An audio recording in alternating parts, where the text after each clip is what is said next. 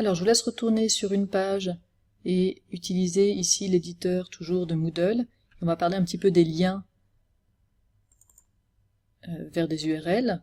Donc si par exemple j'ai envie de mettre un lien depuis cette expression 4 saisons vers cette page Wikipédia sur les 4 saisons, eh bien je vais copier l'adresse de ma page, la page qui m'intéresse, CTRL-C ou clic droit copier. Je vais sélectionner donc l'expression à partir de laquelle je vais faire le lien.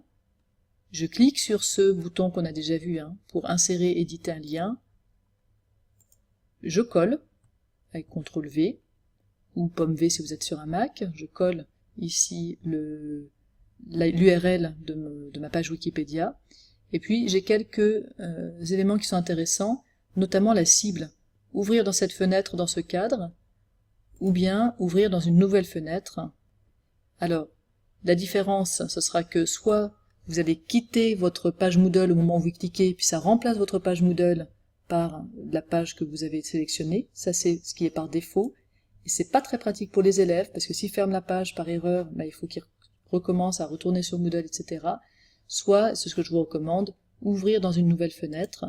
Ça va ouvrir une autre fenêtre, la page Moodle restant là, avec votre lien. Donc voyons à quoi ça ressemble. On va insérer ce lien comme ça. On descend dans la page, on va faire enregistrer et afficher. Et vous voyez que les 4 saisons apparaissent en orange. Alors les liens vont toujours devenir orange. Ça apparaît en orange. Je clique et je suis ramené vers ma page. Mais vous voyez que ça a été dans un autre onglet, donc je peux revenir sur ma page Moodle, je ne l'ai pas quitté. Une dernière chose sur ces liens. Sachez que vous pouvez faire un lien vers, donc si par exemple Antonio Vivaldi, ici, je veux faire un lien vers le fichier PDF, vous vous souvenez peut-être de sa biographie, eh bien au lieu de l'URL du lien, ici je peux avoir le sélecteur de fichiers et choisir de pointer vers un fichier. Donc par exemple, alors ici on n'ira pas sur déposer un fichier, on pourrait déposer à nouveau un fichier, mais puisque le fichier est déjà disponible, je vais cliquer sur fichier disponible, et je vais dire je veux mettre un lien vers ce fichier-là.